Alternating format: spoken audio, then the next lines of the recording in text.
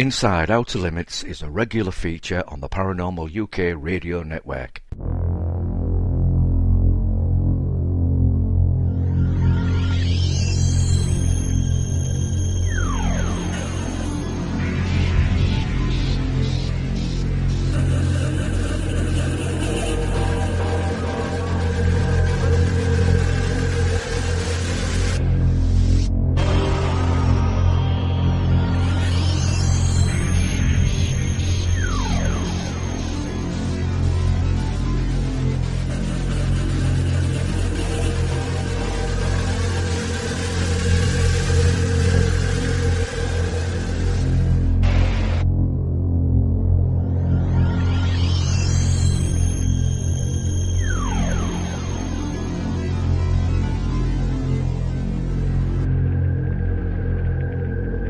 Hello everybody once again, and welcome to another edition of Inside Outer Limits radio show. And we hope that you're enjoying your day, night, wherever you are in the world, and everything's going well for you. And of course, once again today I'm joined by my co-host, UFO royalty. I won't let him forget that. And that's Mr. Philip Mantle. How are you, Good evening, Philip? Chris. I'm fine, thank you. It's nice and warm here in sunny Pontefract. Yeah, very much the same here in Hull as well, Phil. You know, but thankfully it's not as warm as it was last week. No. So we can actually breathe. Oh dear. So Phil, anything you've been up to? Anything interesting going on in the world of ufology? Well, yeah. I mean, one of the things, and I think we're going to discuss something related to this evening with our guest from the other side of the pond, Peter Robbins. Good evening, Peter. Is there somewhere? Are there, Peter? Well, fine. We'll catch him in a minute. But one of the things I've been working on is the revised edition of Calvin Parker's book, Pascagoula, The Closest Encounter. Since the original manuscript came out, around about a year ago now, an awful lot has happened. We've had a number of independent eyewitnesses come forward, and thanks to our guest this evening, Peter, we found that both Calvin Parker and the late Charles Hickson, the other gentleman that was involved, at different times, different dates, different locations, were both put under regressive hypnosis by Peter's long-standing friend and colleague, Bud Hopkins. Again, yeah. Bud's sadly no longer with us. So I've been transcribing the hypnosis tapes of Charlie Hickson. He did 2 sessions with Bud, both some years apart, and they're both fascinating for different reasons. And then, last of all, I came across an unpublished article by the late arch skeptic Philip Klass, and it was about the Pascagoula case. It's only a short item, and someone said, he's got a file on this and it's stored at some facility. I can't remember the name of the place offhand, so I contacted them and they sent me the whole file. So I've finished that off, and what I did, I asked Calvin Parker, I said, did you ever meet Philip Klass? And he met him once only, and the story is Charlie Hickson was doing a TV show somewhere, and he wanted Calvin to participate, but he refused. But he said, I'll come and meet you and we'll have a catch-up and we'll have a chat. And Charlie says, there's another chap going on the TV with us. He called him a scientist. So Calvin was oblivious to who this was. So when he got to the TV studio, it ended up that the scientist, in inverted commas, wouldn't appear on the TV with Charlie Hickson. So neither of them ended up on it. And there was a journalist there, and he said, look, I'll take us all for dinner. So they all went across the street someplace. And Calvin was aware there was a bit of friction between Philip Klass and Charlie. And by the time they reached the restaurant, they weren't even talking to each other. And they were sat opposite Calvin. And the journalist said to Philip Klass, why wouldn't you appear on the television with Mr. Hickson? He says, I don't appear on television with liars and hoaxers. Now, Calvin heard this, and how can we say it politely? He lost his temper somewhat, and he told Mr. Philip Klass what he thought of him in no uncertain terms. And Calvin finished his piece off with this. He said, "We were asked to leave before we got our dinner." So he says, on the drive home, it was rather quiet and I was pretty hungry. But he said that was my one and only encounter with Philip Klass. And, you know, I met Philip Klass just once. I think it was 1996 at a conference in the States. And I had a chat with him, and he was, you know, easy enough to get on with, but he had a big badge on his lapel, Chris, and it was purple. I'll never forget, but it had in black letters abductee. So he's taking the mickey. And I said to him, "I can tell you're not an abductee." He says, "How?" I said, "You've got the wrong colour badge." And I just walked away and left him with that. You know what I mean? But when you look at Philip Klass's file on Charlie Hickson and Calvin Parker, he wasn't trying to do any research, Chris. He was just trying to see if he could dig some dirt.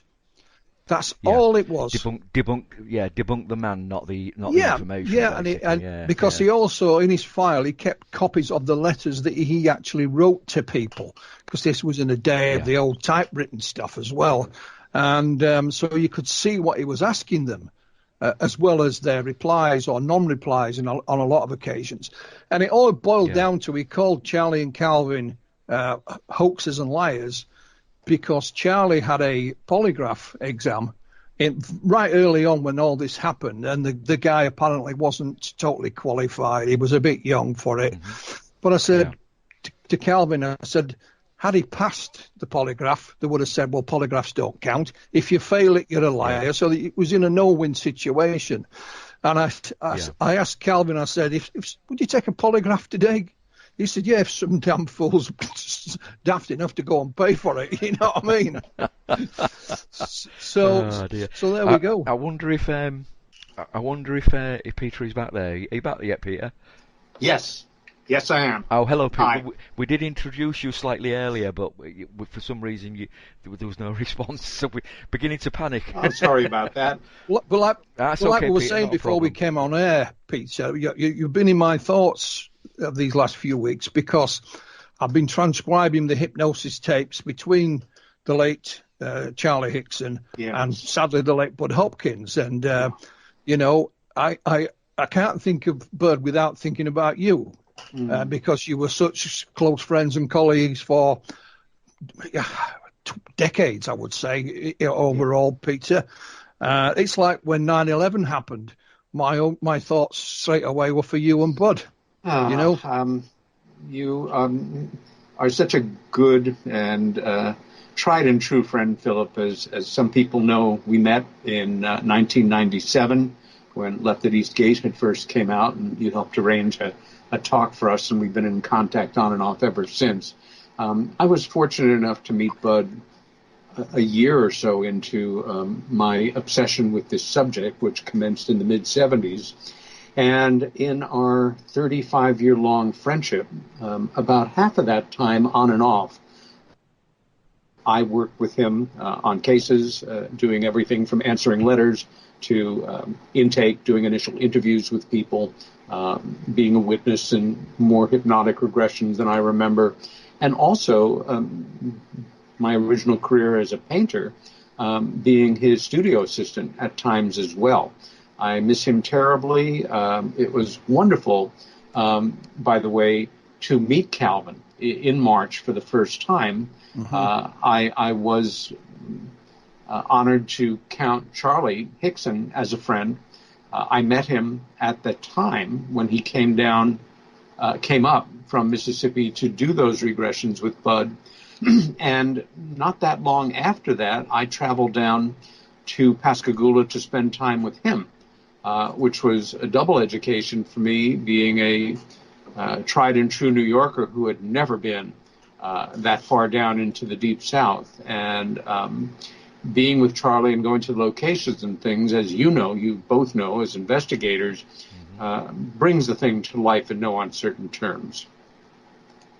Well, you're right. I mean, even today, Peter, I try and speak with Calvin probably once a week. He thinks I've disappeared if I don't get him once a week, But he tells me stories about, because he still loves to fish, and he'll tell me stories about when the alligator jumped on board his boat.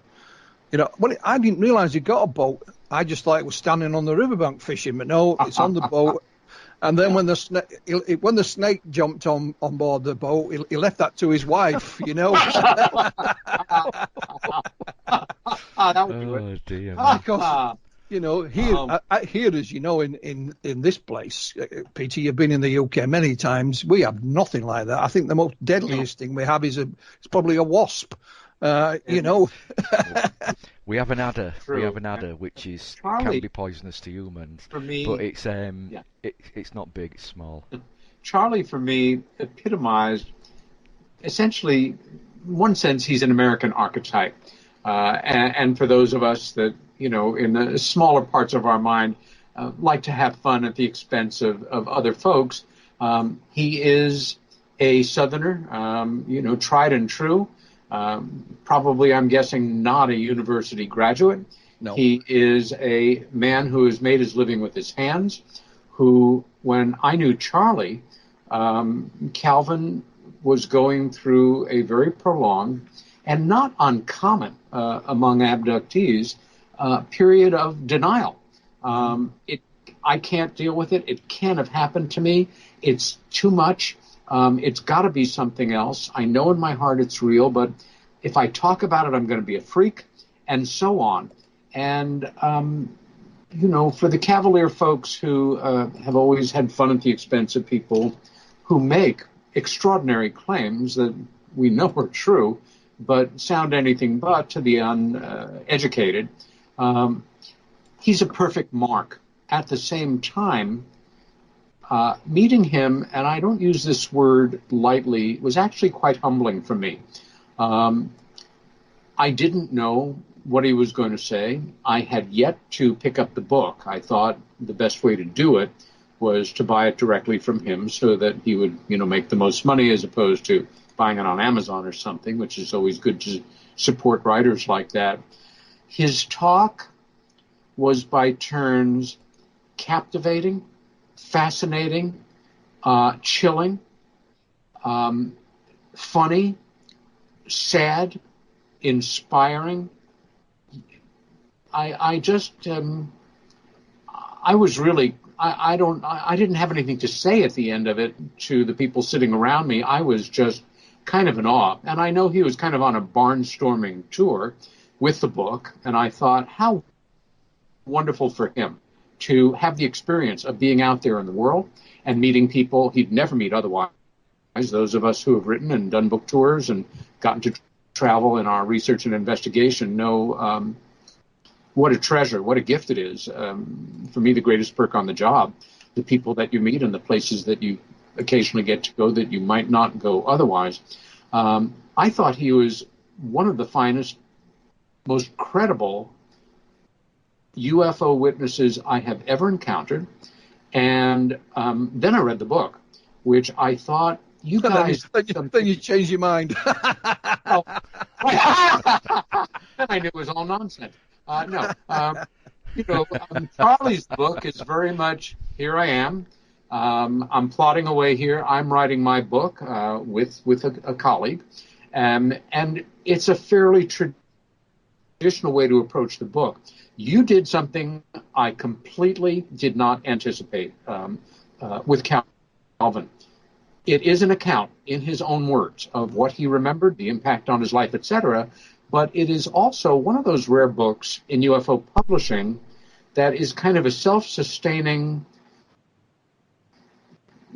time capsule. It's filled with all of the archival material that, those of us working a serious case sometimes spend years seeking out. The newspaper articles, the bits of memorabilia, ephemera, photographs, letters, notes. I would say if somebody wanted to approach the subject of UFO abduction and begin their education with it, a great place to start always is to pick up one of Bud Hopkins' classic books, Intruders, Missing Time. You can't go wrong with them.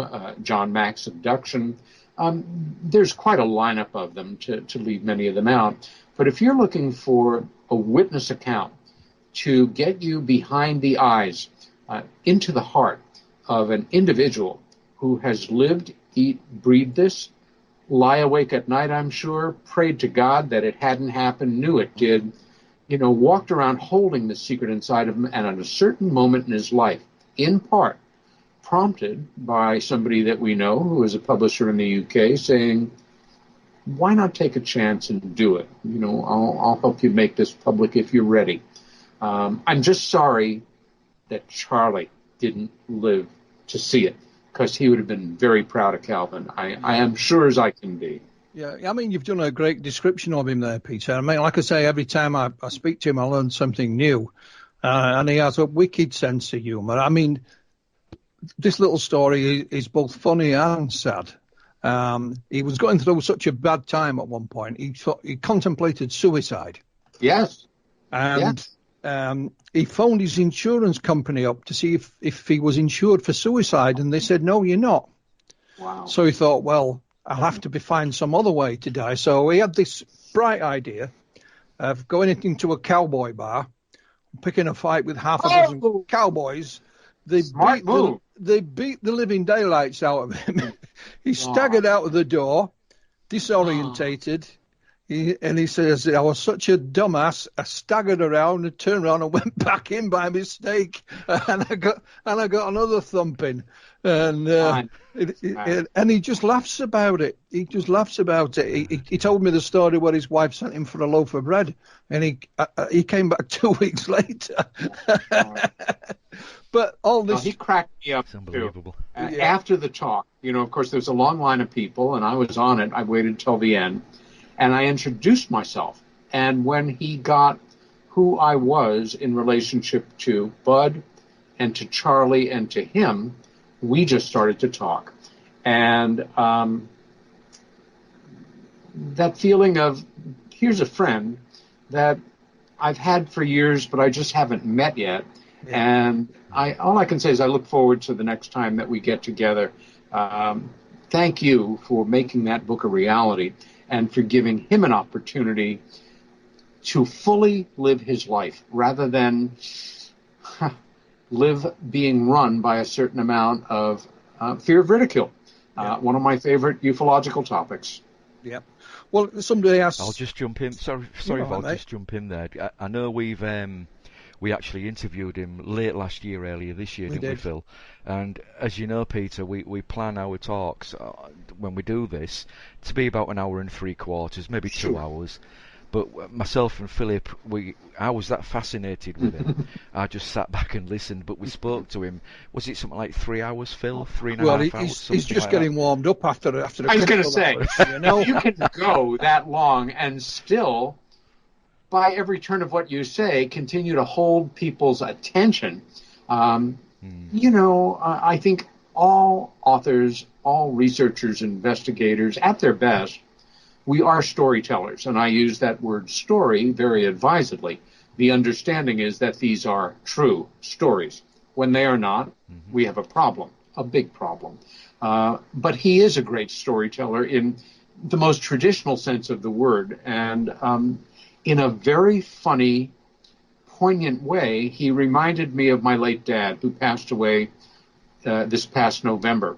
My dad had a full, long, interesting life and lived to be pretty close to 100, and was compos mentis up until a day or two before he died here at home on his own terms. I bring it up because at the age of 95, my father said to me, matter-of-factly, I've decided to write my memoirs. And my dad had a fairly dry sense of humor, and I thought, where's the punchline? And I followed him into the next room. I said, but he said, you're a good writer. Your sister was a great writer. I have a story to tell. It's not quite that dramatic, but I'm going to do it. And I said, is there anything I can do to help? He said, yes. Next time you're in town, go to Staples and pick me up a pack of yellow legal pads. And over the next 2 years, he wrote his memoirs, and he did it longhand. He was a New York Jewish businessman whose most exciting adventure was being in the Army Air Corps and marrying my amazing mom and growing up poor but having a very interesting childhood in New York City. And like Charlie, absolutely no BS. You say what's going on, you move along, you relate the story, and even when you're talking about stuff that's fairly dry, it's interesting because you know how to relate it in a way without any affect, any spin. And it's funny to compare two such very different men and two such very different lives.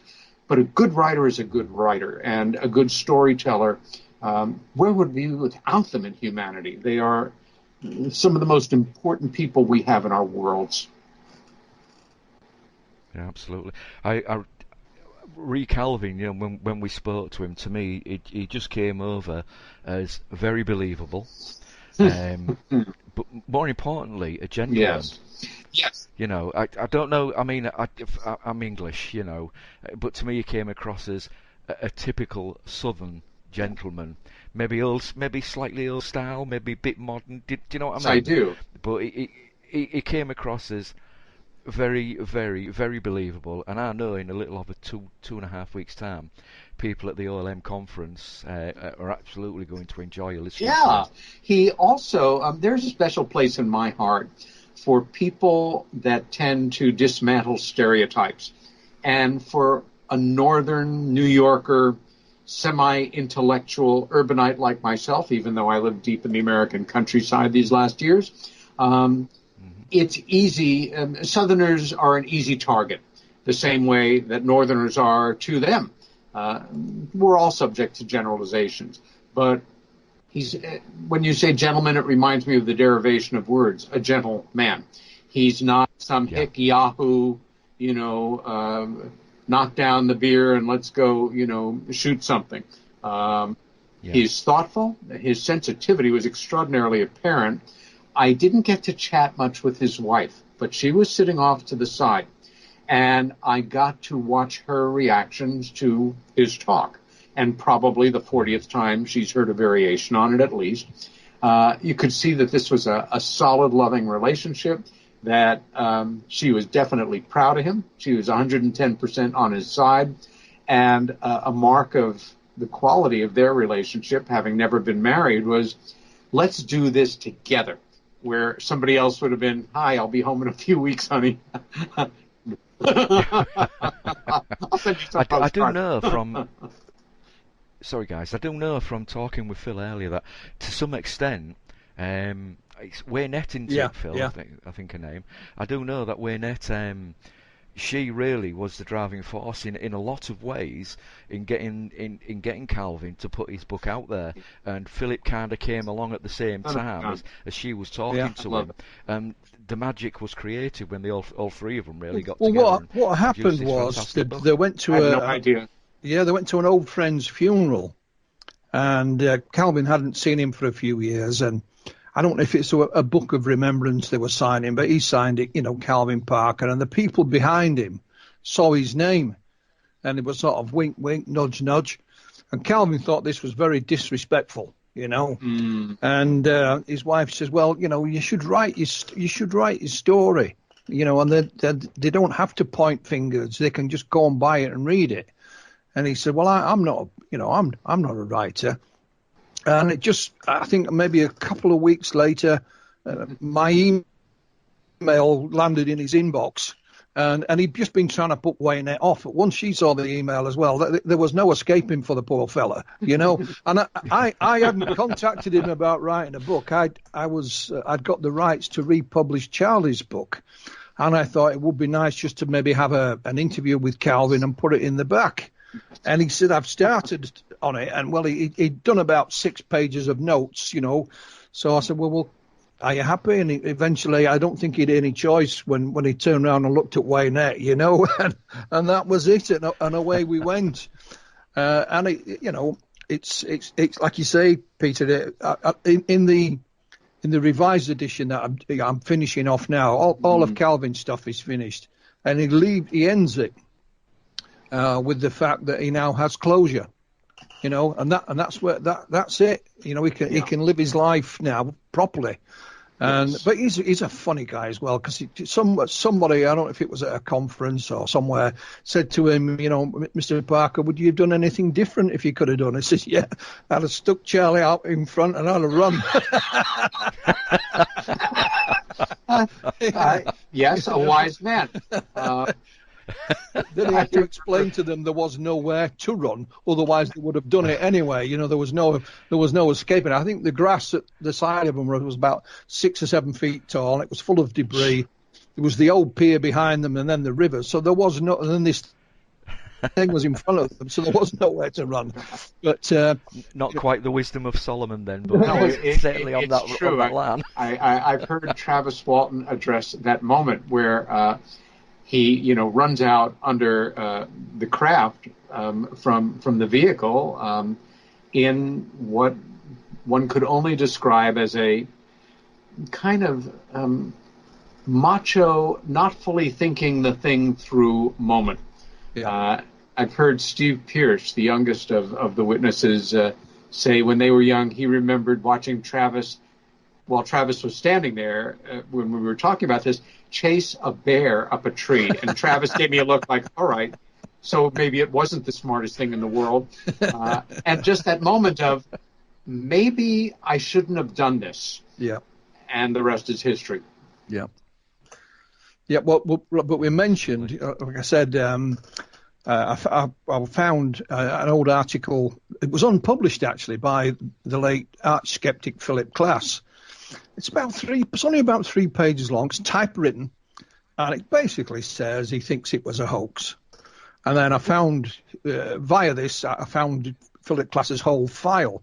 Yes. And there wasn't a hint of research anywhere in it, Peter. He was just trying to dig. He wasn't a researcher. He never, and he didn't confront witnesses in interview form directly when he felt intimidated by them. Basically what you've got here is, and I'm sure he's done it 1,000 times, whereas he had no rational explanation for what happened to these two gentlemen, so he just called them liars and hoaxes, and that's it. Because he knows as well as we all do that sometimes when you throw mud, it sticks. But I'm sure, Peter, you must have encountered Philip Klass, and especially about what happened to you and your sister, surely. Yeah. First, let me say, for anybody that's not aware, Philip Klass was an arch debunker, and let's get our terms straight here. Some people use it interchangeably with the term skeptic, and that is incorrect. A skeptic is just that. They are circumspect, cautious. They don't take people's words for things as much as they check them out on their own. For those of us in the field, and I would say the three of us qualify as people who have not been abducted by aliens, but have been involved in studies around the UFO phenomena, from the more mundane of, everything from radar returns and ground trace cases to contact cases to full-fledged being taken and returned phenomena, that we, at a certain point in our careers, I think you'll agree, we had been confronted by so much evidence, much of it that if such things were adjudicated in courts of law, could be presented as legal evidence, in the British or American legal systems, that at a certain point, we no longer had the luxury of disbelief. Can we agree on that point? Mm-hmm. Okay. Once you hit that point, it is incumbent on you as a researcher, an investigator, a writer, however you want to see it, to reinforce your own skepticism and make sure that it is always there helping to guide you. And what I mean by that is it's a very healthy thing. It's an important research tool. If you are so hungry for the story, if you want so much to have that byline or to be the one that breaks this amazing case, And, I don't have to be quite so skeptical because I know the phenomena is true. This person has all the earmarks, and, I can just skip that step and go right to it. You are not doing yourself or the work or the truth any favors. A debunker, on the other hand, and I, as you guys know, Bud, besides being a great intellect, a very courageous investigative writer, and God help the criminals of the world. If he had gone into law enforcement, is all I can say. He was a brilliant detective, absolutely brilliant. We used to discuss this occasionally, and usually with a little bit of enjoyment, that skeptics are debunkers are an extraordinary group of people. They actually know empirically that the UFO phenomena is not real. It's all explainable in conventional terms. Now, that in itself is very impressive to me. I've been, feeling around in the dark for over 40 years trying to figure out what the heck is going on about something that they simply know is my poor deluded imagination, my desire to worship the X-Files poster I want to believe, to misinterpret things because I have this childlike wonder of the universe and want there to be aliens visiting us. They know that it's not real. And their job as debunkers, and Philip Klass being the king of debunkers for many years in America, was to help people to learn what piece of nonsensical pseudoscience or pathetic explanation, according to him, who had never really studied the subject, who had no background in investigation, who was an editor at a magazine called Aviation Week. And I guess because, it was Aviation Week, aviation, things in the air, flying around, gave him license to see himself as something of an expert on this. I first encountered Philip in 1987 personally. His reputation preceded him, and it was actually during a very important conference here in America, MUFON's 40th anniversary of Roswell, Kenneth Arnold, The Modern Age of UFO Sightings, again, 1987. First encountered Philip Klass personally in 1987. His reputation preceded him, but I was not surprised to see him at a very important UFO event, and one that was actually quite significant for me personally.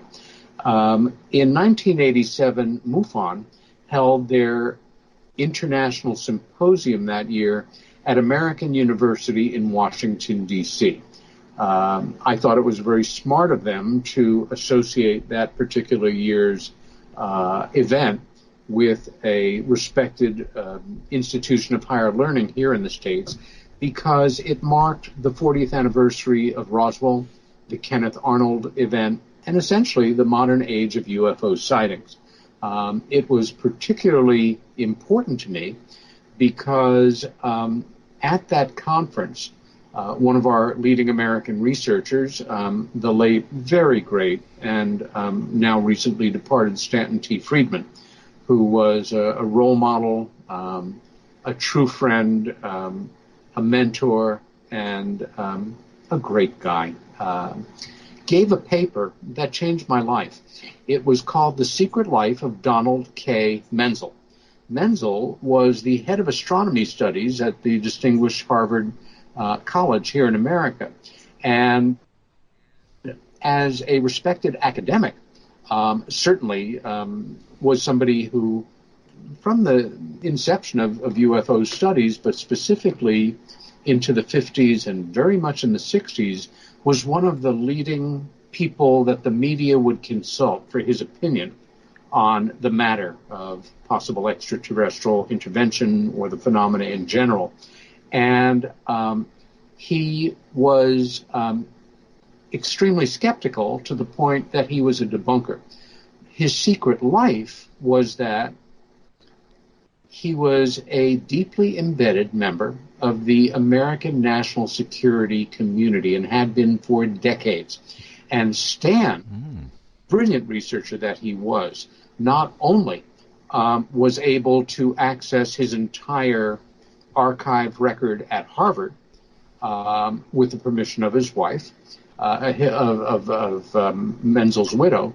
He also accessed his entire file in the National Archives in Washington and his papers at home, again, with the permission, obviously, of Menzel's widow.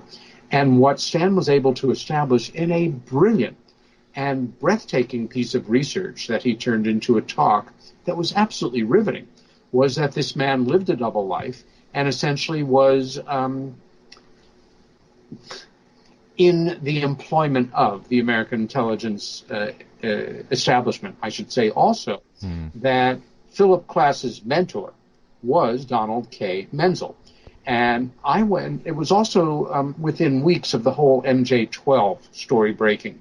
And I went home after that conference, determined to do a serious research paper, aspiring to the kind of thing that I had heard Friedman do. I had been in the field already a dozen years. I was working for Bud. I had had a few articles published. I had spoken at some conferences, pretty full of myself. But that set me off on research that I'm still involved in around the life and the circumstances surrounding the death of a great American, somebody whose story I hope to bring to the United Kingdom in the next year or so, because even though it's an innately American story, no Brit interested in the subject of UFOs will be less than fascinated by the life and death of James Vincent Forrestal, our first Secretary of Defense. And I will say here for the first time on the air that I have recently completed what amounts to a feature-length film, even though it's a very simple film, on the life and death of Forrestal, with two of my favorite colleagues, the great Jennifer Stein, who was executive producer on the Travis Walton documentary, and Bob Terrio, who was the filmmaker on that great documentary, which I'm hoping both of you have seen somewhere along the line. I have, yes. Okay, good. And I'm hoping this autumn we will be airing that for the first time. Anyway, I'm kind of going off on a tangent here. Philip Klass attended that MUFON symposium. And, of course, everybody there knew who he was. And you could see he could be very charming, as sociopaths can be. He was having the time of his life, the absolute time of his life. And my only involvement, other than being an attendee, was Dr. David Jacobs had put together for the Saturday a panel discussion on the UFO abduction phenomena. It included a number of prominent abductees, and noteworthy is the fact that it included Whitley Strieber. And this was the year that his seminal book, Communion, was published. I was on the panel in my capacity as the assistant to a leading researcher in the field and the brother of an abductee. And Philip, lucky fellow that he was, managed to find a seat front row center and sat there smiling through the talk, occasionally taking pictures with his Kodak Instamatic flash camera, and increasingly irritating dear Whitley Strieber to a point where at a certain point he basically stood up and just started to yell at Philip, and I accuse you of this and that. Philip looked like the Buddha. He was beaming. It was maybe the happiest moment in his life. He had all the recognition in the world that he wanted. And afterwards, he approached me during a break. I could see him coming across the room. Body language was very submissive and respectful. Mr. Robbins, yes. I have to tell you, I was in so many words, I was very impressed and actually moved by your talk and, your reflections on your sister's experience. And you got me kind of wondering and things. And I had never heard everybody put it so articulately. And I wonder if I could do an interview with you later. And good old innocent me thinking for a moment, wow, I've impressed Philip Klass. Maybe I'm the one who could turn him around. Sure, I'll do that interview with you. And shortly thereafter, we did an interview in his or my hotel room, and that was that. I received a very respectful follow-up letter. Dear Mr. Robbins, thank you for the interview. When I finish the manuscript, I will send you what the term was, the blues.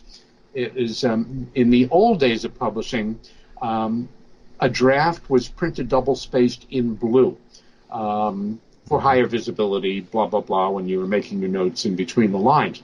And some months later, I received a brown envelope in the mail, opened it up, and it was a chapter, in fact, that I have here at hand, and it's titled "The Victims Speak," the word victims in quotations.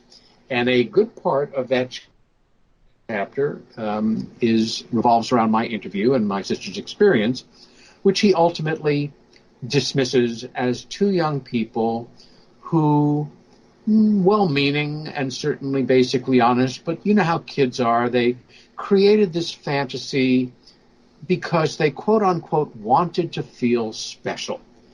I remember thinking after reading it how much I wanted to make him feel special, but not perhaps in a way that he would enjoy. And his main argument was that even though I repeatedly expressed the fact, and it is a fact, that I had other things that interested me as a kid, and with the exception of the occasional Saturday afternoon wonderful,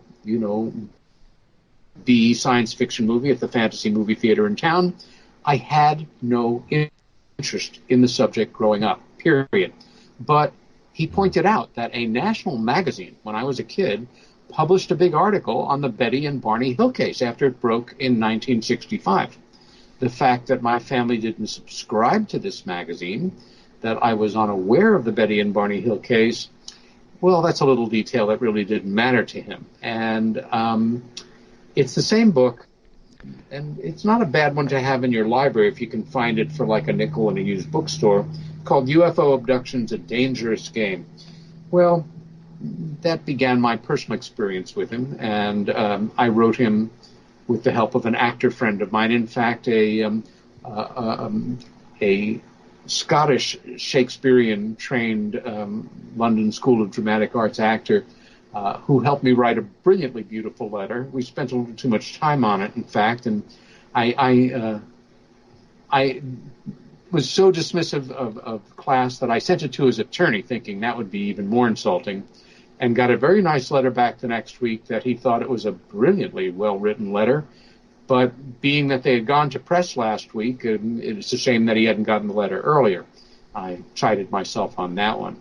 Anyway, Philip is a really nasty piece of work. I did not like him at all personally.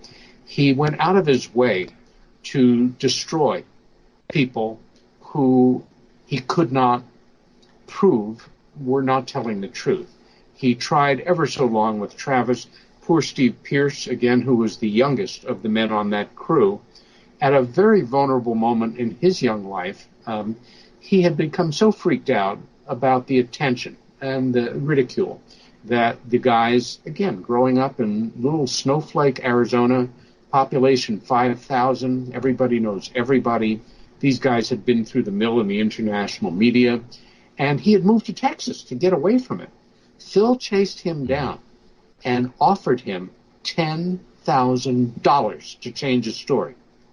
Well, Steve's a good soul, and God knows he could have used that money. It would have been life-changing to him at the time. But Steve's an honorable man, and I'm sure with understandable human reservation, turned Philip down. Philip would occasionally come at Bud, and one of the things I learned from Bud, I knew it already, but Bud reinforced it with his very professional work ethic, was 95% of the time when people attack you in this field, especially when you're high visibility, ignore them. They are what I term ankle biters. And it's not even worth the effort to get engaged in them. It's just lowering yourself to their level. But every once in a while, in life, as in the field of ufology, you really aren't given a choice, and you need to address an attack. And when you do, you can never generalize. Everything has to be hyper, specific, and fully documented. It is infuriating because you'd have to take time out from your valuable time in your life to do it, but it's incumbent on you to do it, or people in certain cases will wonder why you didn't address that attack or that charge.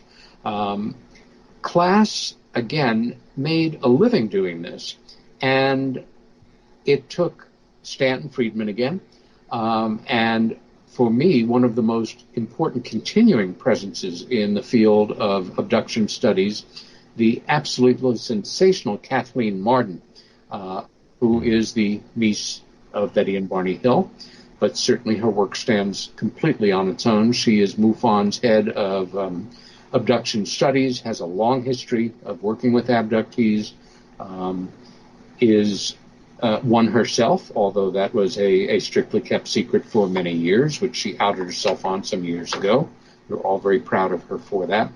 They learned that Philip Klass's archive is held in Philadelphia.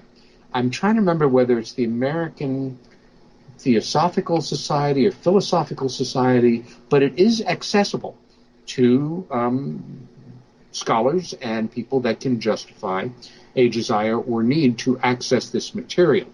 And they were actually, Kathy and Stan were actually working on, as I understand it, a book addressing Philip Klass's duplicities, lies, scandalous behavior, completely unethical behavior. I'll be seeing Kathy next month at the Exeter, New Hampshire UFO incident. The incident at Exeter, a very important mid-60s UFO event here in the States, and not very far from beautiful Exeter, New Hampshire, named after Exeter, England, as so many place names here are in the States, is where Kathy's uncle and aunt, Betty and Barney Hill, were taken as well. And I'm going to ask her about this because it is a book that needs to be written. This man was a really indecent human being. Anybody that tries to make their living destroying the lives of other people because they have a problem with true things that happen to them really is a person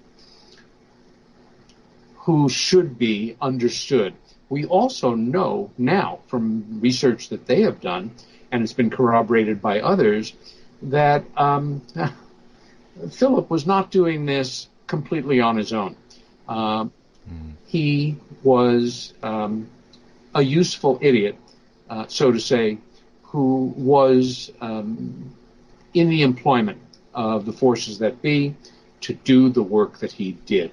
And I have, again, that quote from Mencken of, I have never killed a man, but I have approved of many obituaries that I have read. I remember learning when he passed away. I'm sorry for his family, but well, what's on TV tonight? I mean, you're right, Peter. I met him that once, and he was charming. He was really charming. You know, I only spoke to him for about an hour. You know, that was it. Yeah. Yeah, but don't forget, Philip, that Brutus was Caesar's best friend. Oh, I know exactly what you mean.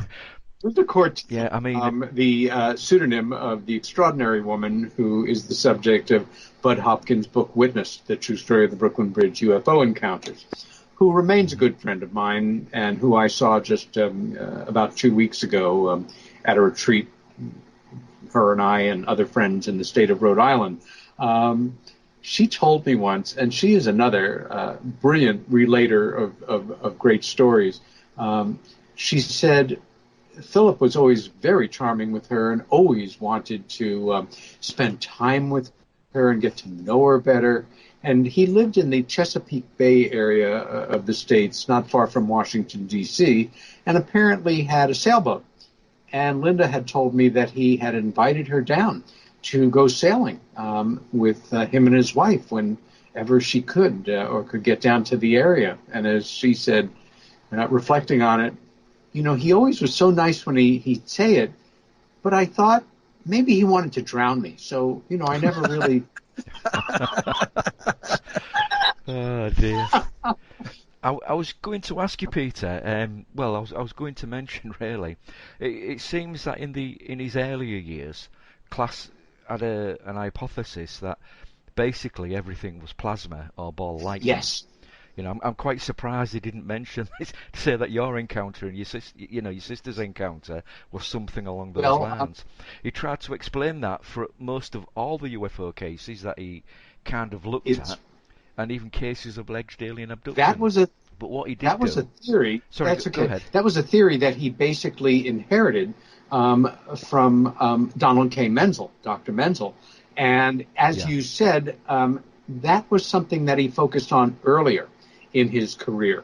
One of the most tragic and infuriating examples of Klass's behavior, although it was kind of on the footsteps of Menzel's, was helping to destroy, and I mean that literally, destroy the life of one of America's most respected, most credentialed, best credentialed, and for me, heroic investigators in the darker, earlier periods, and that is the late, great Dr. James McDonald, who is a brilliant atmospheric physicist at the University of Arizona.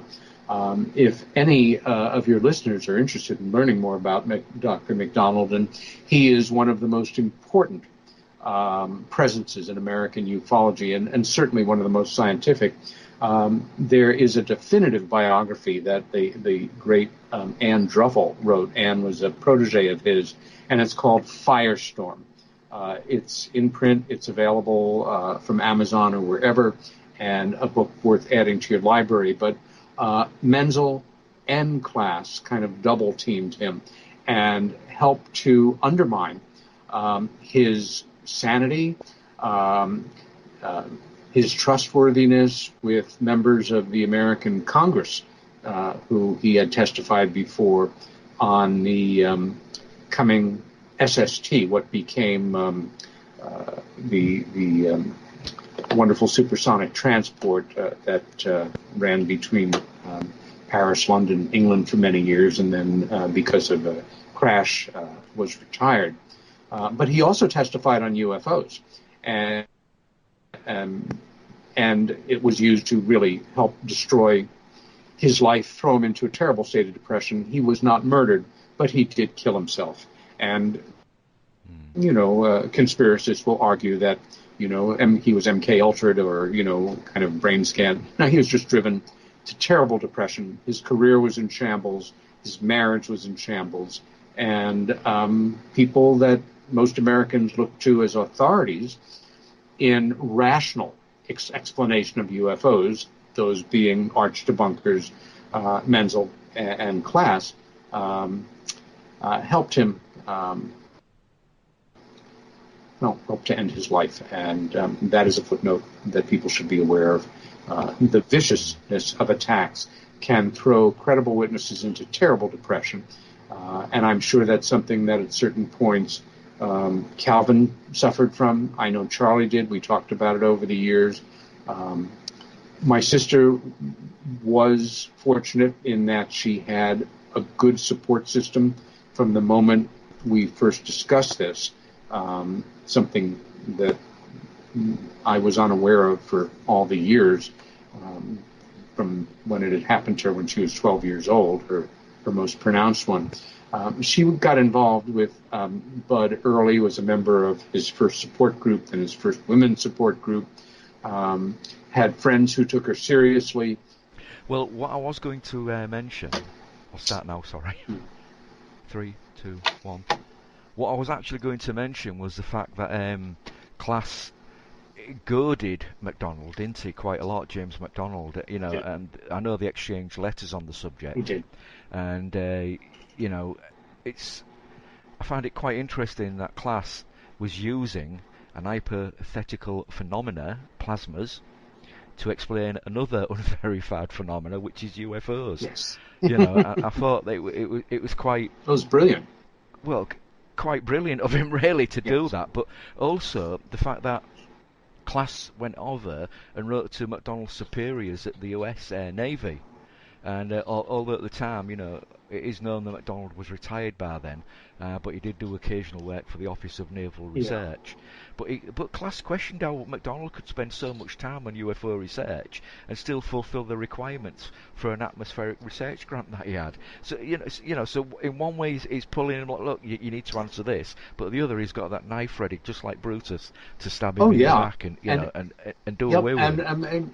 in a very similar vein, many folks know that Stanton Friedman was a dual citizen of the United States Yeah, and the great nation of Canada.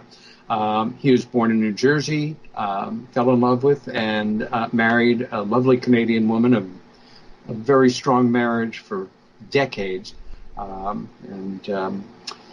When Stan was in the process of doing his paperwork for residency to become a Canadian legal resident, which of course he was for the last decades of his life, Klass actually tried to interfere and let forces within, I don't know whether it's in the Passport Bureau or the State Department, know that, and the Canadian government specifically as well, that they might want to think twice about having this man live in their country because, he thought flying saucers were real and actually, talked about it, made money doing it. And how outrageous was that?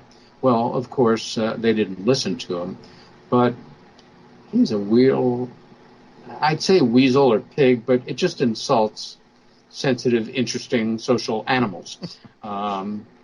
Sometimes there aren't words to describe certain aspects of human behavior or human beings. I really detested the guy, and I think that the fact that you wanted to talk about him today, as you know, I thought was a terrific idea, and hope that folks will take it upon themselves to learn more about him.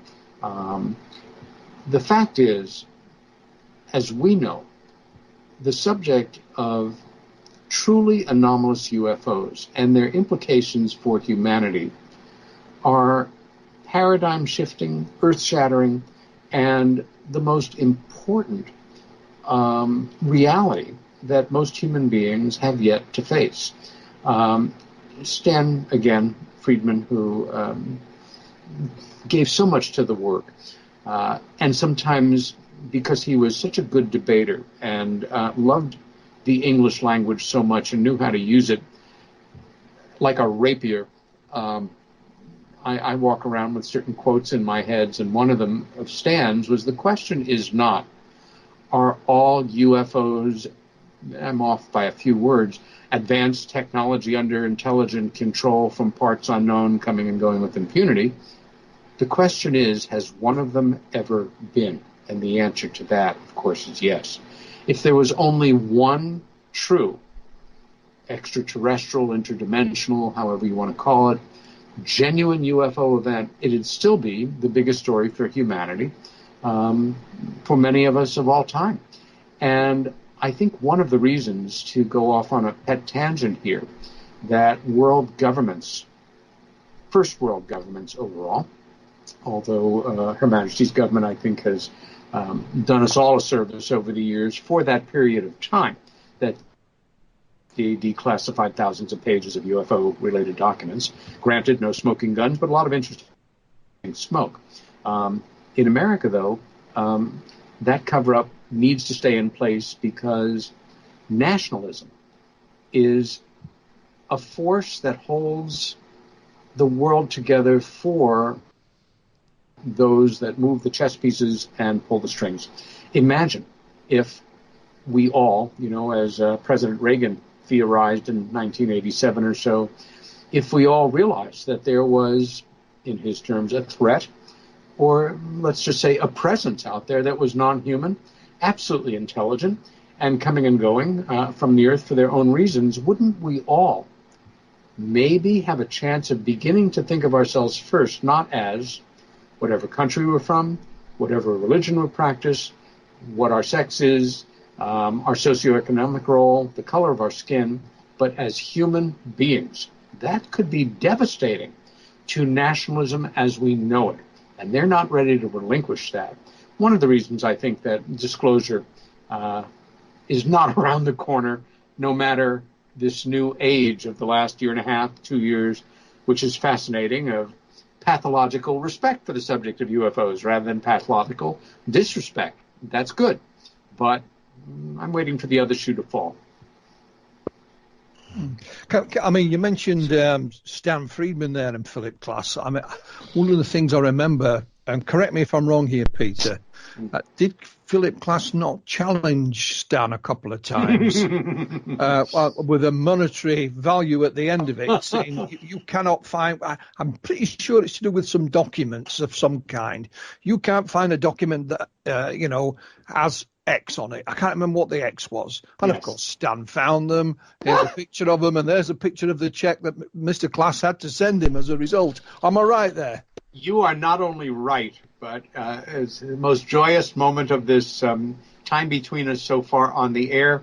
You are right in spades. I have seen a Xerox of that check for $1,000. That's right. And a framed copy of which hung in Stan's office for his life, and a check that was most certainly cash. But yes, he put his money where his mouth was, and his mouth was a little too big. It wouldn't surprise me, though, if we were able to go back and accurately trace that fee was covered for him by folks that encouraged him to do the nefarious work that he did. But absolutely a mark of Stan's brilliance as an investigator and researcher, and a story that he never stopped enjoying relating to people that had not heard it. Well, I just kind of thought it was a stupid challenge because knowing Stan's involvement in the archives of various establishments, he must have gone through more archives than anyone else that I'm aware of, Peter. So to challenge him on something like that, to me, was just plain and simply dumb. Well, it was. And at the same time, Philip was not stupid. He knew how to market himself and how to take advantage of the genuine contributions to the field based on positioning himself as a writer. A perfect example, really, is I had mentioned that we had this exchange, the interview that was done in '87, but the book that covered it wasn't published for another 2 years in '89. And listen to this liner note from the back of that book. Are extraterrestrials abducting human beings and subjecting them to terrifying physical examinations? Have UFO nauts conducted bizarre genetic experiments by invading the bedrooms of teenage girls, to impregnate them and later returning to remove their unborn babies? Have alien beings kidnapped young children and remove flesh samples as part of an effort to crossbreed with the human race? If you have read Whitley Strieber's Communion or Bud Hopkins' Intruders, you owe it to yourself to read UFO Abductions. That's good marketing, Okay, now, and very slimy and sensationalistic as well, of course. Yeah, I have that book. what I'd like to do... Sorry, No, go you're all ahead, right. Phil, go on. Well, I just wanted to mention one little thing, as a little an aside. Now, one of the things that's risen its ugly head again recently is the alien autopsy film hoax. Now, Sure. Stan Friedman met the Ray Santilli, the guy who promoted the film as being authentic. Sure. I think, in fact, I helped arrange his meeting with Santilli in London. Now, of course, Santilli had no idea who Stan was, or his credentials, or his background, or his experience. No. And Santilli told him the story that President Truman had gone out and seen all this. So Very, very. Stan being Stan says, well, what was the date? So, of course, Santilli gave him a date, and within no time, Stan had checked at the Truman Library and found it was complete bunkum. That's right. that President Truman's movements for those particular dates were all accounted for. Well tracked, you bet. Yeah, and I thought you said that that's the wrong lie to the wrong man, It's as simple as that, And God. Yeah. Sorry, Chris, I interrupted you there. I just wanted to point No, that it's out. absolutely fine. Absolutely fine, Philip. Not a problem. I wanted to move the conversation away from the arch debunker himself, the great Satan as he became, and I wanted to talk about your little announcement earlier on, Peter, regarding James Forrestal, and do you want to fill us out a little bit more? Tell us a little bit more about this, so who James Forrestal was, for those that don't I'd know. be glad to. I was unfamiliar with his name, as is the case with probably 999 out of 1,000 contemporary Americans, until this Majestic 12 briefing document. And I think you guys know what I'm referring to here, many of your listeners as well. It's an 8-page report, a briefing document to then President-elect Dwight D. Eisenhower, passing along from this secret working group known as Majestic 12, MJ12, started under Truman, regarding what we knew to that point, basically, about this phenomena. Eyes only, copy 1 of 1, etc., with a 1-page brief letter, dated, as I recall, September 24th, 1947, from Truman to the newly appointed first Secretary of Defense, James Forrestal, requesting that he move forward on this project and make it priority in so many words. Now, granted, MJ12 is a highly debated subject in ufology. And in fact, hundreds of pages of documentation alleging to be MJ12 related documents have come to public attention over the decades since this story broke open in 1987 and the initial 9 pages were made public. I am one of those people who did my own investigation, done extensive reading on the subject, networked with colleagues more knowledgeable than myself on it, top of which over the years has been Stanton Friedman. I don't know what to make of all of the materials that allege. My best sense is that a great deal of it, if not the overwhelming amount of it, may be disinformation. However, a good part of it is brilliantly constructed and almost as interesting as if it were real because of the tremendous detail, research, everything from nuances of idiosyncrasies of the alleged writers to the typewriter faces, etc. I am convinced, however, that initial briefing document is authentic and that letter attached is. With that understood, among the 12 individuals noted in that work group around Truman was James Forrestal, who had recently stepped down, retired as Secretary of Navy, and President Truman, who took office in April of 1945 on the death of President Roosevelt, had a radical idea at the end of World War II, which was the United States, the cabinet position had always been for the Secretary of War and something called the War Department. I always had, even as a kid growing up with an interest in American history, a begrudging respect for that verbiage. It was extremely honest. And what Truman wanted was, up until then, there was a Department of Army, there was a Department of Navy. In the Department of Navy, there was a subdivision for the Marines. And now we were having a new department within the defense establishment come on board in September of 1947, which was the Air Force.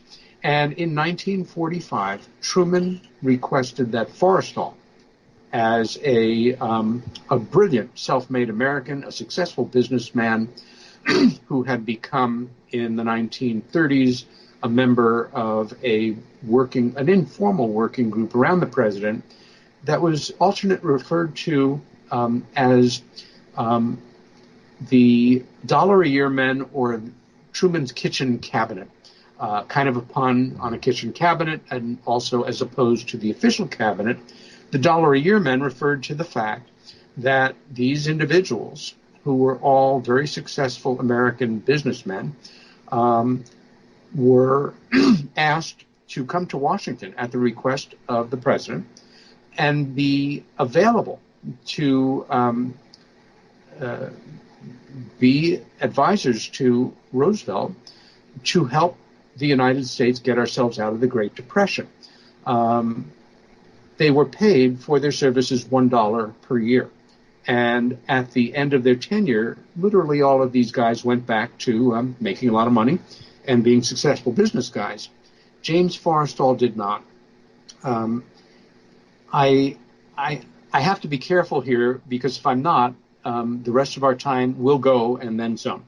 I got a bug in my bonnet about this guy in 1987, and I began to investigate his life. As you two know, I was primarily occupied over that period in the 80s and into the mid-90s with a prolonged investigation of the Rendlesham Forest UFO incident, focused on the now very much disproven claims of my former co-author, Larry Warren. The Rendlesham Forest incidents, of course, are real, with certain exceptions, based on Warren's confabulations, inventions, exaggerations, and lies. Otherwise, though, I continued to return to my research on James Forrestal and gave my first talk on him in 2004. Put it away. Came back again a few years later, studied more, read more, added more to it. In 2004, the long suppressed, classified investigation into the circumstances surrounding his so-called suicide became public, and that was more fodder for the mill. I then did another series of talks between 2012, 2015, put it away again. About 2 years ago, year and a half ago, I was in a quandary. I realized I could spend the rest of my professional life in ufology continuing to do what we do: research, investigation, presentations, publishing. But with rare exceptions, for me, an exception comes up in a few days at a library about 2 or so hours drive from here in another rural part of New York State, where I'll be giving a talk. I like giving talks at libraries because you often are speaking to, much more often than not, uninitiated audiences, people who are not, quote unquote, into this subject necessarily. They may have a basic curiosity. They may be coming because it's a free talk and you get to have a little fun. Here's somebody who believes flying saucers are real. I'll bet they're packed in aluminum foil under their clothing. Ha, ha, ha. But I began to really ponder, how can I find a way to reach another audience? A broader audience, a different audience, an audience of people that overall are well-educated, might take the subject seriously if it was presented in just the right manner. And I really labored over it for some time. As you guys know, I think, I have a background in theater, as well as the visual arts. I graduated from the finest art school in America. I taught painting there for many years. But I grew up very fortunate kid, loving the theater, having grandparents in New York City who took me to children's theater, and then when I was still a kid, to Broadway plays and musicals. I was one of those kids in high school who was in my school plays and things. When I got to university, I really had to consider whether or not I wanted to go into visual arts or theater arts, and decided on visual arts, set my sails on being a painter. But one of the greatest experiences of my life was for about half a dozen years working as a house manager, the house manager or theater manager, for what was at the time one of New York City's greatest standing repertory companies, called the Mirror Repertory Company. The name of our company based on that wonderful Shakespeare quote, "To hold as 'twere a mirror." And we were dedicated to staging revivals of important plays with almost no chance of commercial success. We were a nonprofit company and endowed by many wonderful actors and foundations and folks with the means to help us bring great culture to our audiences. And I loved working with live actors. I worked with Tony Award winners, with Academy Award winners. They were some of the most wonderful people I've ever met, some of the greatest artists, and incredibly inspiring. You go out there every night and you make it happen. It's not like being in a closed set, having to memorize a page at a time. And in rotating repertory, you sometimes have to carry around 2 or 3 parts in your head because we're doing that many plays at the same time, rotating them. It's almost beyond belief. I bring this up because I thought maybe there was a way I could use some of my experience in the theater to bring this subject to a different kind of audience. Now, I've studied acting for decades, but I'm not an actor. I've studied acting because I had the great privilege of having as one of my dearest friends a man named John Strasberg. John's a brilliant director, and for my money, the greatest acting coach working in America today. His father arguably was the most influential acting coach of the 20th century, Lee Strasberg, who numbered among his students Marilyn Monroe, Paul Newman, Eli Wallach, Ann Jackson, Marlon Brando, Al Pacino, on down the great American pantheon. And I thought maybe there's a way that I can take some story in ufology and convert it not into a play. I'm not a playwright, not that I'm adverse to working with a playwright on a play about the right aspect of this. We've had, of course, countless films dealing with the UFO theme, some of them brilliant, some of them god-awful, many of them simply mediocre and forgettable, but bloody little in the way of real theater, legitimate theater on the subject. There are a few exceptions. I've read quite a number of plays. Most of them are well-meaning, but not very effective. Anyway, I knew I didn't want to write a play, but I'm a good reader, and I certainly know how to hold my own in front of an audience. And I thought maybe I could do a dramatic reading.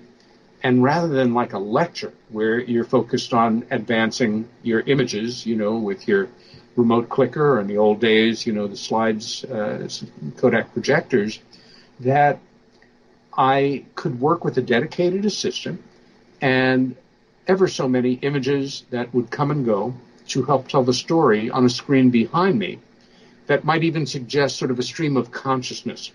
And I thought, what's the story? What's the best story I know in ufology that has a natural dramatic arc that reads at times like a great novel and ends literally like a Greek tragedy, that I could tell without augmenting anything, without spinning or exaggerating anything. And even though there are teasing things like, yes, Truman may have been in Roswell, New Mexico for a day or two on a highly secured trip in July of 1947, may have happened. But there's nothing to absolutely confirm it, and I can't use it. That's where I draw the line. And I thought, the story of the life and death of James Forrestal. And what I did was I took my working notes that I would use when I gave presentations on Forrestal.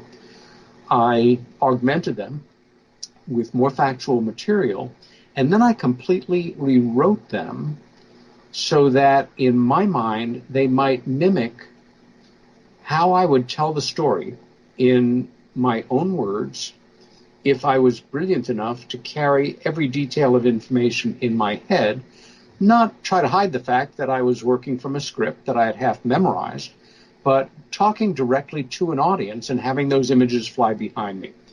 Anyway, I workshopped it for the first time with a small group of friends and their friends at another friend's apartment on the Upper West Side of New York about a year and a half ago.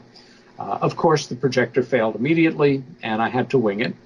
But I gave a talk about James Forrestal that I had dramatized, that I wasn't holding back using my voice to make certain points that I might be more analytical about at a UFO conference. And, it was partially successful. About 6 months later, I did it more formally for a terrific regional UFO group, a meetup group here in the States, not that far from me, in Rochester, New York, where Richard Dolan lives, good friend and close colleague. That worked better, and I had a dedicated assistant to help me out. And then most recently, in April, I was scheduled to do it yet one more time, more polished, for another terrific regional working group called Mainline MUFON, just outside of Philadelphia, Pennsylvania. My aforementioned Jennifer Stein, who a close colleague and who runs that group, said, "Great, let's do it. I will be your dedicated assistant." And we had scheduled for a certain evening. I came in the day before. I had an interview scheduled the next morning with a local television show. We get back to Jen's house late that afternoon, and she says, I have a small studio down in the basement. I said, I know. She said, I have a green screen. I said, yeah, that's great. She said, and Bob Terrio's coming over with his camera. Great. She said, how would you like to do this with a teleprompter? And I thought, whoa, I have never used a teleprompter in my life. We all know what they are. They've been around for decades. And I wasn't completely confident because I'd never used one. I'm much more confident holding papers in my hand. The speed of a teleprompter has to be reset. But I thought, I'm game. Let's do it. And we did it in one long take with a number of slight corrections for time. Well, Jennifer and Bob said, if you're up for it, let us take this and work with it in the studio and take all the images you've collected, add more images, and add actual film footage. And I thought, wait, this is going way beyond my budget. And Jennifer said, if you allow me, I'll be the executive producer on it. I'll pick up the fees, and we will make this into a feature-length presentation. And I thought, I trust these people implicitly. We've worked together on quite a number of projects over the years. They're both dear friends. They absolutely have the story. And what they achieved, I have to tell you guys and your audience, left me really knocked back in my chair. Bob is a master in the studio and integrated this material, but then did all the overlaps and all the fades. Every image that we use, we properly licensed. We found some incredibly moving pieces of film footage of Forest Hall, deployed them, I think, in the most effective ways possible. And it comes in at about an hour and a half. And it is simply me looking in your eyes, talking to you, giving you the life of this man. And occasionally I'm not there and you're just focusing on images, but it is photographs, headlines, letters, drawings, cutaways to newspaper articles, newspaper headlines, war news, on and on and on. And then the life of this man who began his life as an Irish American, growing up in a very small town in upstate New York, going to a good university, transferring to a better university, deciding during World War I he wanted to get in the action, joined the Navy, was allowed to transfer to a unit in Canada that was training American pilots to fight in the RAF. The war precluded his service, returned home, made quite a success of himself, and a Wall Street broker. Seemed to be in a storybook marriage that really was a very troubled marriage. But at his height in the Roaring '20s, he was Kennedy-esque. He was the guy, as they say, that all the women wanted to sleep with and all the guys wanted to have a drink with. Incredibly handsome, a ferocious competitor, professional level golfer and tennis player, a passionate amateur boxer, a poignant detail of his life is that about 1913, while at university, in an amateur boxing ring, he got his nose broken, and he made a direct decision not to have it fixed because he thought going through the rest of his life with a broken nose would make him look tougher. And it did. It did. But he was a scholar. He was a student of Greek philosophy and poetry. He was extremely well read. And again, as America went into the Great Crash and the Depression, he was one of the few leaders on Wall Street that managed to hold his brokerage together. So much so that by the mid-30s, as America was beginning to edge its way out of the worst part of the Depression, a colleague of his who was an eminently connected banker and a good close colleague of Franklin Roosevelt brought Forrest All to Roosevelt's attention. And he was invited to come to Washington and become one of these $1-a-year men. But he was a true patriot, a word that in both of our countries, let's face it, is bandied about by people who have no right to use it, and in fact are anything but very often. He was the real deal, and he never left Washington. He stayed there and worked in government for the rest of his life. Now, talking about the rest of his life, to not tell the whole story, but to just get into where it intersects with our mutual interest here. As I tell the story, Sorry, Peter. I was just going to say he rose up the ranks, as it were, in Washington, and as you've mentioned earlier, he was the first Secretary of Defense. But I believe that him and Truman, President Truman, didn't really see eye to eye on a few things, and that led to his demise in that position, in so many words. And I think the elections were coming up, weren't they, in 47, 48, something like that. And I think did he hear that he was going to be replaced or something? All that is true, but it was yet years to come. Okay. Basically, he went from being a great financial advisor of Truman's to becoming Deputy Secretary of the Navy in our pre-war Navy. Imagine being in charge of procurement of every single physical item for Her Majesty's Navy, from steel to make ships to the caps that sailors wear on their heads, and handled it brilliantly. He was the kind of guy who thrived in high-stress situations, and that's important to know about him because when he cracked, the factors that were involved in his breakdown were profound. And one of them was the fact that he knew everything there was to know about the UFO situation, because his job description was that in terms of defense, he knew everything that the president knew. He could even make policy. He went from being Deputy Secretary of the Navy to Secretary of the Navy. And unlike many bureaucrats and cabinet secretaries who would never put themselves in harm's way, he repeatedly did. He was at the Battle of Leyte Gulf, Iwo Jima, Tokyo Bay. It went on and on.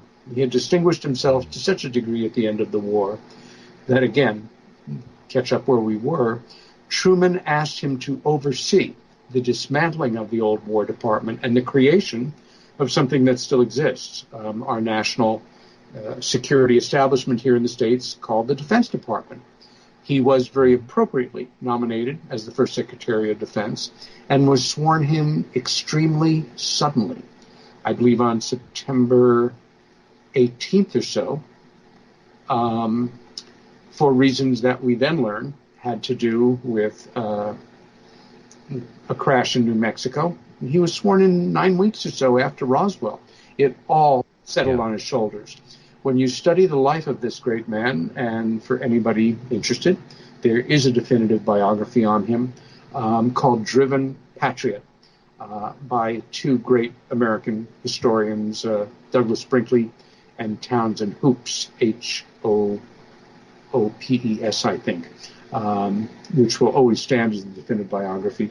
He had a terrible personal idiosyncrasy of pathologically personalizing all of his professional successes and failures. If he had a professional success, it was probably an even more heady experience for him than it was for the next guy over.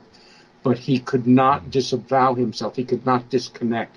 He could not keep out of the way of what he perceived were his failures. And for him, as the head of the most powerful military institution ever created that we know of, let's say, maybe there were other ones 10, 40,000 years ago that were more powerful, who knows. Earth continues to evolve. But with that power, nothing that he did was able to advance our collective knowledge of this possible threat and certainly mysterious intervention of our skies, and it tore him up. It tore him up. I'm not going to obviously tell the whole story, but basically in making the presentation, I'm somewhat, how can I say, devious in that the term, no reference comes up to anything relative to UFOs. Of course, that term didn't exist then. It came into existence about 1955-56 until we're more than halfway through the story, which is the way you do it chronologically. And then we really zero in. And I superimpose on the timeline of his tenure as Secretary of Defense developments, documents, major stories within the UFO world. And then we do come to that time where we're coming into the presidential election of 1948, remembering that Truman had not been elected president. He had inherited the role, like President Johnson did after the demise of the previous president. And Truman wanted to be elected president, and it looked very bad for him. The then governor of New York State, a man named Thomas E. Dewey, the Republican candidate, was leading the pack. And now, in modern American politics, it is de rigueur. No presidential support team would even consider not having something in place, some contacts with the competitor's team, because of the possibility of transfer of power. Somebody or some individuals, quietly get together and make contact. However, 1948, that was not the way it was done.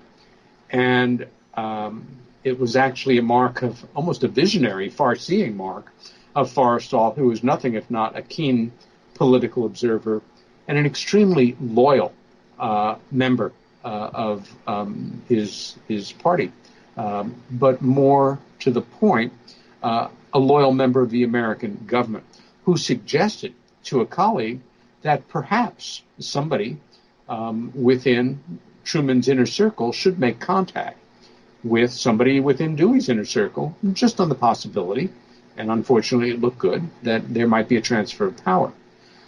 There were men around Truman who had developed a deeper and deeper, not disrespect, not dislike even, jealousy of Forrestal, who truly was a golden boy within Truman's reality. He never failed him. He literally helped the United States of America have the victory that contributed to us all not speaking German now, to be blunt. And it was brought to Truman's attention in the most distorted, unfortunate, disloyal kind of spin to it. And sadly, Truman bought it. And it had to break Forrestal's heart.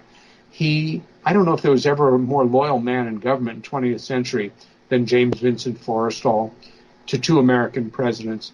I am sure, I don't say this as a figure of speech because this is the kind of man he was, he would have rather died than betrayed either of these great American presidents. Anyway, all cabinet members, maybe it's the same in the UK, I don't know, when a new PM comes in, there is a pro forma submission of your resignations. And if you want to stay in office, you hope that your resignation is not accepted.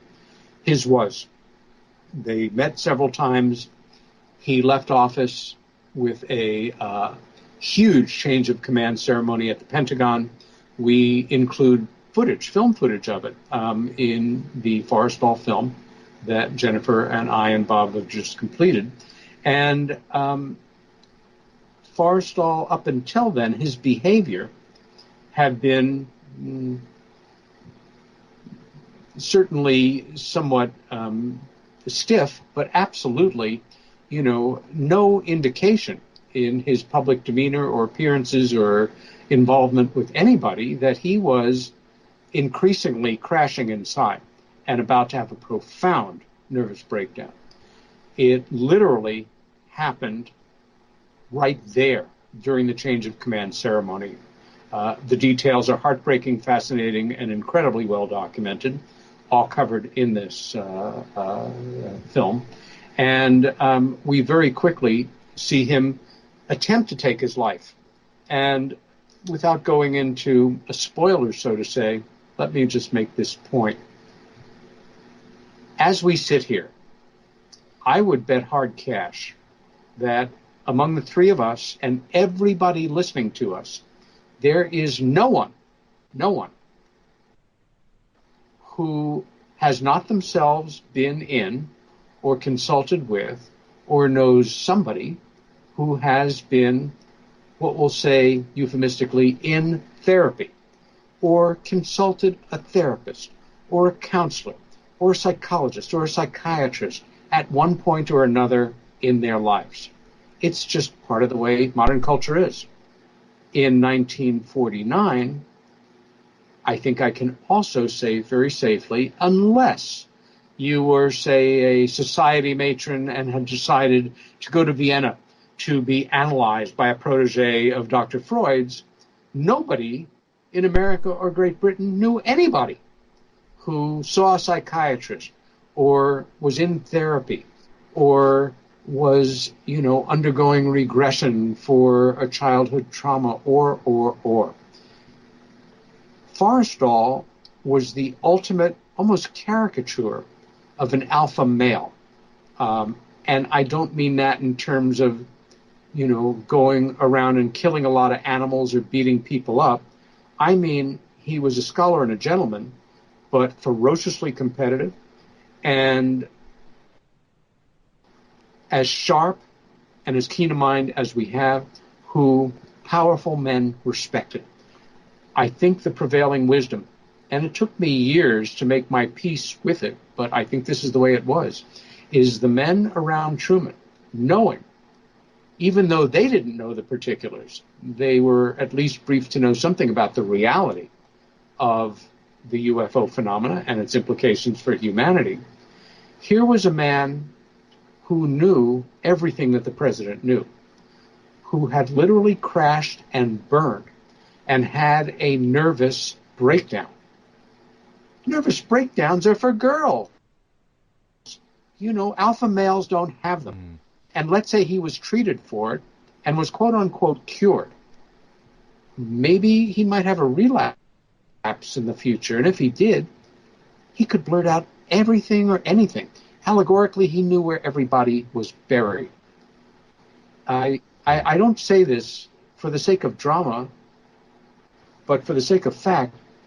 From the moment James Forrestal had his visually apparent, incredibly heartbreaking public nervous breakdown, he had to die. I use a very dark aphorism, dark humor, sometimes the only humor we have, that I would ascribe to a mafia hitman before shooting in the back of the head twice with the silenced .22 pistol. It's nothing personal. It's just business. Forrestal knew it. And in those few days before he was institutionalized at Bethesda Hospital, he did try to kill himself at least twice. We have it on record. He knew it had to happen. But then he started to respond to treatment. And then they had to finish the form. Peter, Anyway. I just need to interrupt there. We've literally got 2 or 3 minutes left. So I was just going to ask, do you have a release date for this? We don't. And right now, it may be sometime this autumn. My feeling is, I agree with Jennifer and Bob on this. It should not be just blasted out in public. There should be screenings, and I hope to bring it personally to the UK and screen it there, ideally sometime next year for the first time. But until then, I think we're going to be fairly circumspect with it. It's not time sensitive, obviously, but in the bigger picture, I think it has a chance of bringing more people who care less about UFOs into the sphere of a terribly dramatic and really well documented story. When people see the dozens of actual sources that are listed in the notes, there's nothing specious, there's nothing grabbed from the internet, there's no conspiracy theories in here. This is scholarship that I'm proud of, that I've been working on for years, if not decades, and finally put in a form that I think will be a good tool for all of us to breach the subject with folks who are not interested in it, but will be taken aback by a timeless story of a decent individual caught in a terrible situation. Well, I can say it's certainly something I'm actually looking forward to seeing come out into the public domain, basically. Yes. I quite enjoyed that. So I'd just like to thank you again, Peter, for your time in joining us again today. And I'm sure Philip would like to make a comment too. Absolutely fascinating, Peter. I could have sat here all night and just listened to you. Do you know, I was exactly the same, Phil, to be honest. I mean, I'd heard of Forrestal and I knew a brief smidgen of information about him, but that is all. And I think you're spot on, Peter. I really do. Well, I'm hopeful that this will be one of those stories that can jump upon nicely. And just because it involves an American in American government, in no way will that hamper any interested listener in the United Kingdom. And guys, I wanted to thank you. Number one, we are friends that go back some time. You and I, Philip, Chris and I have become friends through the miracle of electronic communication. I think of you guys as brothers in this work. I will always wish you both well. I look forward to our next time on air, and even more so the next time we get to see each other, which I hope will be sooner than later. Absolutely. Absolutely, completely agree. Thank you very much again, Peter. Thank you.